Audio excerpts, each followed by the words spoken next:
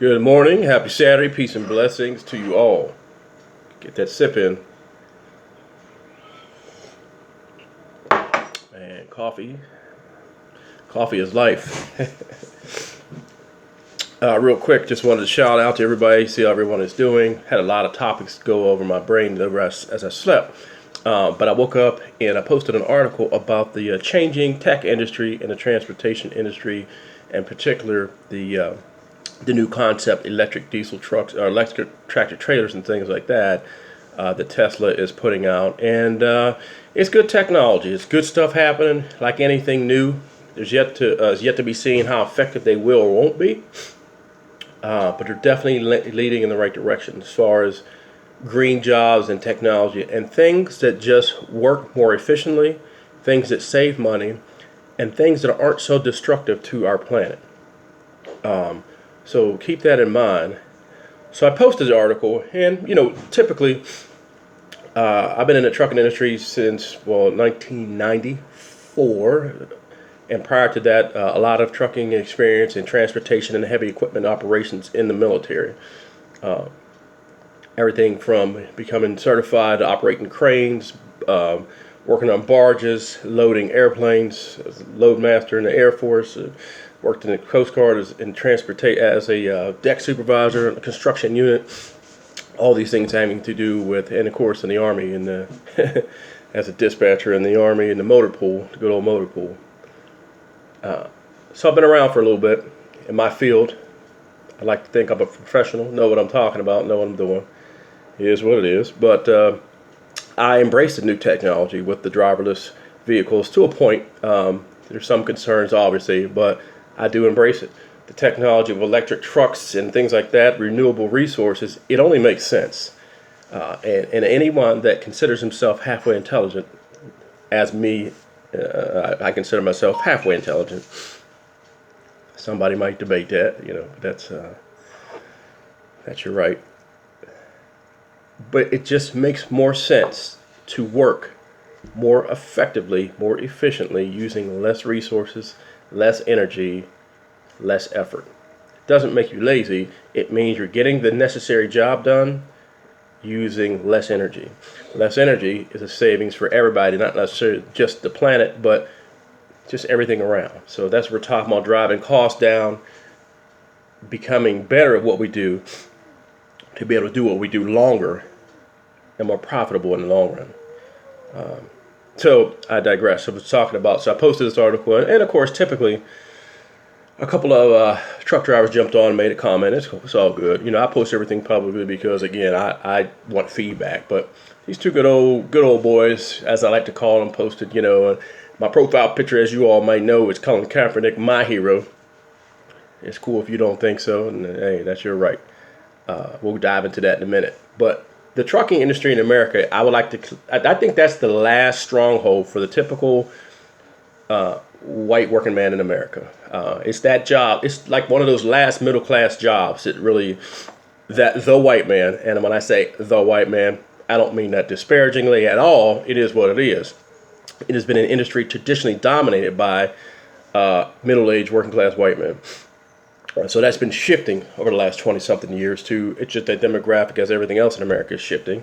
When I started, everybody had cowboy boots, belt buckles, big old Texas belt buckles, cowboy hats, and all that stuff. And I can't tell you how many times I turned on my CB for 5 minutes. I heard the word nigger 5,000 times. Okay, so I know what I'm talking about.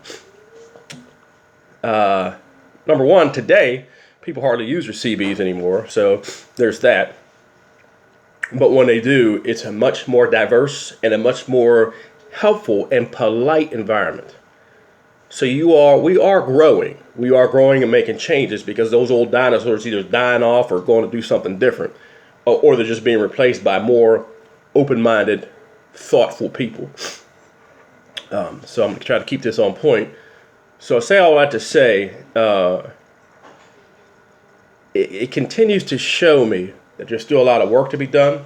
I still read posts about Black Lives Matters being terrorists. And again, it's traditionally that middle-aged white man in America, that baby boomer / some of the Gen X, which, again, anybody in Generation X, my generation, that views those archaic racist views of people and sexism, I just don't understand it. Like I said, I'm 48, and I just don't understand how somebody could be raised in the same time frame. I mean, I realize it stems from at home, the people you're around, the people you're with. That's why I believe it's important. So you get out to get exposure, see the world, do something different, get a different bird's eye view of how the world really works and how people really are. You know, a lot of you all make aspersions about people around third world countries. Again, growing up thinking Africa was dirt poor, not the case. There are some poor parts of Africa, but Africa is very rich in culture, very rich in resources, very rich in spirituality and history, even though over the time of history it has been stripped down from other races and other nations trying to destroy Africa. And what you see today, modern day Africa, is a lot of division, but it stems from that vacuum created by destroying the culture several years ago, and Africa as a continent trying to regain dominance as for the people of Africa. And there's many different countries there, so slightly different cultures, slightly different beliefs in each country. I have not yet been to Africa. I've been close. That is on my list, so I do plan on going to the motherland at some point in time. But this basically is just about, like I said, the remaining dinosaur in America. That white dude, that white privileged dude attitude that white men are everything and own everything and run everything and know everything, particularly the part about knowing everything, because you're seeing in the news again, all these white men, politicians, movie stars, directors, people in power, and they all have something in common: white men in power. Again, if you're listening to this, don't be offended by what I'm saying, because I'm speaking the truth. I'm pointing out to you who has been running the free world for a very long time. The decisions they make impact a lot of people. The things they say and do impact a lot of people, and have been for generations. And particularly minorities and women. People of color and women have historically not been treated well by white men in power, who make the rules and regulations, our judges and our presidents, and so forth and so on. You see what I'm saying? So it's a conversation worth having, because that sense of entitlement that you're so powerful with money and knowledge, supposedly, that you can say and do anything you want. And that's been the case historically in America. That has been the case. That's why we went through slavery, Jim Crow South, some of the new laws that are on the books today, voting ID laws and things like that. It's an attempt to strip the power. And here's the thing about it.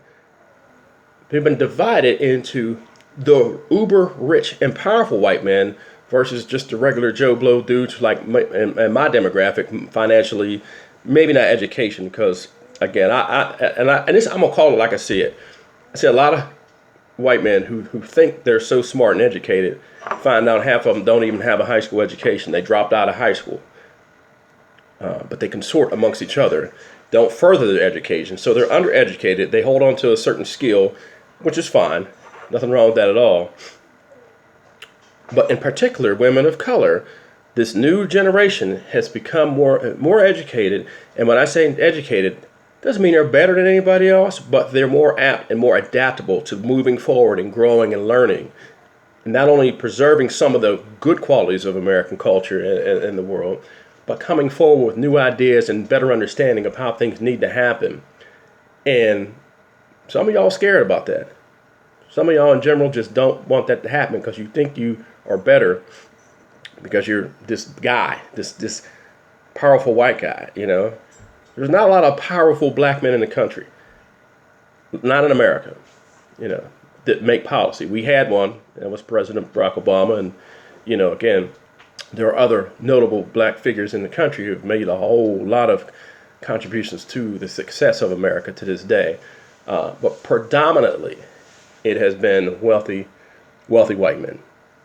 And when you have one group that is in power so long, everything resembles them. The ideology, the policies, and the common beliefs and thinking.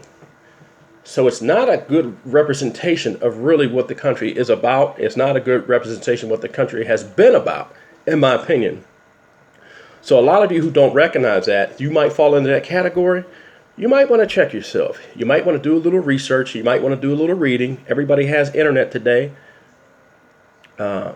You're not as, let me say, how do I want to say this? You ain't all that. And like I said, you need to check yourselves. Do a little education. People attack me online all the time. Again, if I seen them out in the street, I guarantee you they'd be shaking my hand saying hello, holding the door for me. Although under Trump, that maybe not so much anymore. But they're not going to come out of pocket in my face. That's the thing about it, being hypocritical. I ain't got no problem with anybody being the same way they are all the time. Just be you if that's what you want to do. But if your idea of waking up in the morning and being great is trying to be as ignorant and as hateful towards other people as you can, you might as well do us all a favor. Stay in the bed. Better yet, why don't you stay in that permanent state of sleep? Because that's what you are. You're not adding anything other than negative vibes that this country can do without for sure. I know I damn sure can. But anyhow, I'll get back to you all later. Just wanted to throw my thoughts out this morning. I'll talk to you after my second cup. Peace.